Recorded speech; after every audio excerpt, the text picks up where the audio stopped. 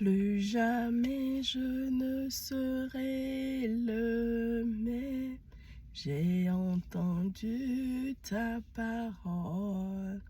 Ma vie doit changer. Plus jamais je ne serai le même. J'ai entendu ta parole. Ma vie va changer. Shalom, j'espère que vous allez bien. Je prie que ce message vous trouve dans la paix et la joie de notre Seigneur Jésus. Ne regardez pas au son de ma voix, je suis toujours grippée pour une raison que j'ignore. Cette fois-ci, la grippe refuse de me lâcher. Mais si elle refuse de me lâcher, moi je vais la lâcher au nom de Jésus. Amen.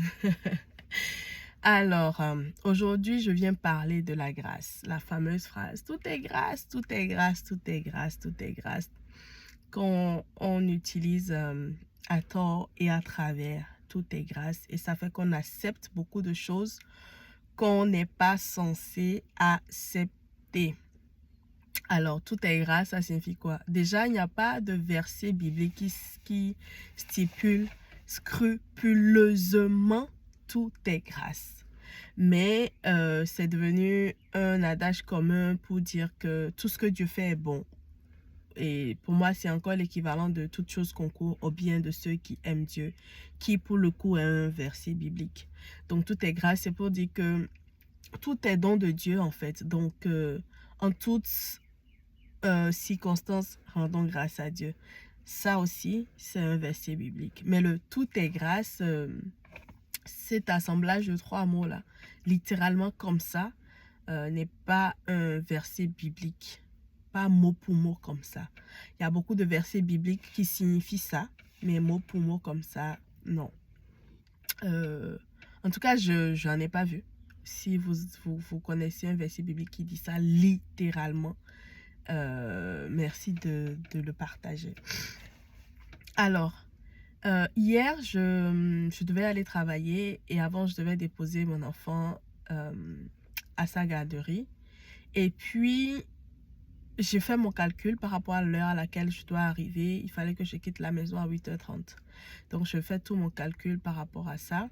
Et je pense vers 8h20 ou 8h, le Seigneur commence par me dire, idéalement, il faut quitter la maison à 8h20. Sinon, ça va être trop juste, le temps que tu as prévu. Et tout. Sauf que, comme moi, mon calcul initial disait 8h30, que je voyais que bon, ça va, tranquille, je peux toujours être prête pour 8h30. Je ne me suis pas mise en mouvement spontanément. Donc, j'ai quand même entendu la parole. Je me suis quand même dit, ok, donc j'accélère. Mais je me suis dit ça. Mais de manière factuelle, je n'ai pas accéléré plus que ça. Anyway, but long story short, j'ai quitté la maison, j'étais à la porte à 8h30. Parce que souvent, ce qui se passe que quand je calcule et je me dis il faut que je quitte la maison à telle heure, c'est à l'heure là en fait que je suis en train d'ouvrir la porte chez moi. Alors que c'est une heure à laquelle je suis censée être déjà dans la rue, voilà, pour dire ça comme ça. Je suis censée être en train de me mettre en mouvement, pas encore la porte de la maison en fait, voilà, la porte de chez moi. Donc, finalement, je me retrouve à 8h30, mais déjà en mouvement. Donc, déjà dehors en fait, à 8h30. Et puis, bon, je dépose l'enfant. Je pense que quand j'arrive à son école, je sais plus si c'était l'ascenseur ou... Bref, il y a quand même un truc qui a fait que ça m'a retardé. Ensuite, j'arrive au métro. Et en fait, au moment où j'arrivais, le métro qui me permettait d'avoir une marge où je pouvais souffler était en train de partir. Je l'ai vu partir. Et là, je me suis dit, mince, si j'avais quitté la maison à 8h20, j'aurais eu ça parce que Dieu avait déjà anticipé le retard au niveau de la garderie. Et puis, il aurait fallu quitter à 8h20 tenant compte de ce retard au niveau de la garderie pour pouvoir prendre ce métro-là qui me permettait d'être assez flexible et pas stressée. En fait, c'est ça le truc. Ce que le Seigneur voulait m'éviter, c'était vraiment le stress de quand il m'équipe, est-ce que je vais arriver à temps. Si tu prévois assez large, il y aura des imprévus, certes, mais tu peux toujours retomber sur tes deux pieds. Donc, finalement, j'attends. Il faut savoir que ici, les métros ne sont pas aussi bien desservis qu'en France, par exemple. Le flow, c'est peut-être 4 à 7 minutes d'attente entre deux métros. Et hier, il fallait attendre 7 minutes le prochain métro. Donc, j'attends un peu dépité. Je commence par regarder l'heure. Oh là là, mais j'aurais dû quitter la maison à 8h20 et tout. Finalement, j'entre dans le métro. Quand j'entre dans le métro, il y a arrivé à une station, le métro ne bouge pas et tout ça. Donc oui, je commence par respecter. Et puis à un moment donné, je me dis, c'est pas grave, tout est grâce Dieu. Dieu seul sait pourquoi il a fallu que j'arrive à telle heure, pourquoi j'ai raté le métro, pourquoi. Et puis là, le Seigneur me dit, tu es sûr que Dieu seul sait pourquoi, tu es sûr que tout est grâce. Ça là seulement, ce n'est pas grâce. Hein. Ça seulement, ce n'est pas grâce. Parce que il m'avait bien dit, quitte la maison à 8h20. Et il était 8h au moment où il m'a dit ça. Donc, je devais vraiment speeder en fait. Sauf que bon, je suis allée au rythme habituel. Je n'ai pas vraiment speedé comme il aurait fallu le faire pour pouvoir maintenant être flex une fois en mouvement. Donc, j'étais en mode, bon, tout est grâce. Il dit non. Hein. Vous dites tout est grâce à toi et à travers. Il dit ça, c'est le truc des chrétiens, ça. Bon, tout est grâce. Bon, Dieu a voulu. Bon, c'est comme ça que Dieu a voulu. Bon, c'est pas grave. Genre, ça ira mieux demain ou voilà, demain un autre jour, machin. Tout est grâce. C'est devenu en fait le slogan pour accepter des choses qu'on n'est même pas censé accepter en fait. Non, c'est pas toujours que tout est grâce. C'est ce que je veux dire aujourd'hui. Et encore une fois, comme je le dis tout le temps dans mes vidéos, discernement, sensibilité spirituelle. Discernement, sensibilité spirituelle. C'est dans le tout est grâce que parfois des chrétiens acceptent des ordonnances ou des sentences qu'ils ne devraient jamais accepter sur leur vie. C'est-à-dire, tu devrais pouvoir te dire selon la situation, non, non, non, non, non, non. Ça là, ça c'est pas bon. Ça c'est pas bon, je refuse d'accepter ça. Et tu te lèves par rapport à ça ou tu prononces une parole pour reverser ou pour inverser ce pronostic-là qui ne vient pas de Dieu. Donc vraiment, apprenons à discerner quand ça vient de Dieu et être alerte en fait et pouvoir se dire non, ça vient pas de Dieu, je refuse ça. Je refuse d'accepter ça. Tout est grâce, c'est vraiment une phrase d'acceptation et ce n'est pas dans tous les cas qu'il faut accepter ça. Pendant que je préparais ce temps, le Seigneur me disait, le Seigneur m'a montré l'image du paralytique et de ses amis dans Marc chapitre 2. Je vous laisse aller trouver le verset qui n'est pas très difficile à trouver. Une fois que tu es arrivé dans Marc chapitre 2, le verset est très facile à trouver. Le paralytique là, ses amis venaient le présenter à Jésus pour que voilà, Jésus prie pour lui et tout.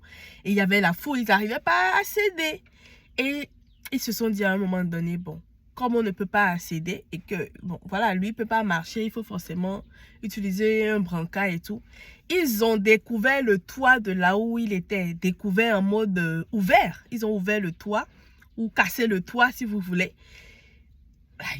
Vraiment, le royaume des cieux appartient aux violents. Hein. Si tu es fleque, non, non, non, non, non, non, non, non, non, non, you won't make it. Ils ont cassé le toit. Et puis, ils l'ont, voilà, avec des cordes et tout ça, ils ont pu vraiment l'envoyer vers là où Jésus était, pile devant lui, au milieu de la foule. Et la Bible dit, voyant leur foi, Jésus a dit au paralytique, lève-toi et marche. Et puis, voilà, le paralytique. Mais le paralytique s'est mis en mouvement. Donc, imaginez si quand ils étaient arrivés avec la foule là, les amis là s'étaient dit, bon, Ou bien lui-même, le paralytique, pour dire, bon, ce qui est sûr, tout est grâce. C'est pas grave. C'est pas grave, tout est grâce. Si Dieu n'a pas permis qu'on puisse accéder à la salle aujourd'hui, lui seul sait pourquoi, il sait mieux que nous, ce qui est bon pour nous, ce qu'il nous faut. Donc, c'est pas grave, on va réessayer un autre jour. De toute façon, tout est grâce. C'est pas la peine de se lamenter et tout. Il a raté la guérison comme ça. Il a raté la guérison comme ça. Tout est grâce là. Voilà là où ça l'aurait amené. Ça me fait penser à un TikTok que ma soeur m'a envoyé hier où la fille disait que les bails de... Quand une porte se ferme, une autre s'ouvre et tout là. Non, hein, c'est pas toujours. Hein. Parfois, quand la porte se ferme, il faut la casser. Parfois, quand la porte est fermée, il faut passer par la fenêtre. Mais trouve le moyen d'entrer dans cette pièce-là parce que il n'y a pas 1001 chemins que Dieu a prévu pour ce truc-là spécifique. C'est là. Tu sais que c'est là. Tu casses la porte, mon gars. Casse la porte, ma go. Passe par la fenêtre. Mon ami, détruis, casse le toit. Mais tu dois entrer dans cette pièce-là où le maître est. À ce moment précis. C'est ton moment. C'est ton moment. Casse la porte. Je ne sais pas qui a besoin d'entendre ça. Je ne sais pas qui a commencé par se résigner. Bon, tout est grâce, bon, Dieu sait pourquoi, je laisse tomber, ça n'a pas marché, c'est pas la peine de forcer et tout, mon gars. Casse la porte, ma go. Découvre le toit et tu entres et tu arraches ce qui est à toi, ok? Seigneur, nous te prions, nous te disons merci. Merci pour ton amour et ta fidélité. Merci pour ce message que tu nous as permis de partager, d'entendre. Merci de bénir toutes les personnes qui écouteront ce message. Merci d'éclairer toutes les personnes qui se retrouvent dans des situations qui ont besoin de discernement et qui avaient besoin de cette parole, de cette lumière pour se mettre en mouvement. Merci de bénir quelqu'un, merci de faire du bien à quelqu'un à travers ce message et merci d'inspirer quelqu'un à entrer par le toit, là où la porte est fermée pour tout le monde. Toi, Seigneur, tu nous montres le chemin, car tu es le chemin, la vérité et la vie. Et tu es le waymaker, tu es celui qui crée le chemin. Alors montre-nous les chemins qui ne sont pas évidents. Montre-nous les chemins en dehors de la porte que tout le monde voit. Montre-nous les fenêtres, montre-nous les toits, montre-nous le trou même que nous pouvons creuser pour arriver à destination. Montre-nous, Seigneur, la voie. Dans le nom de Jésus, nous avons prié. Amen.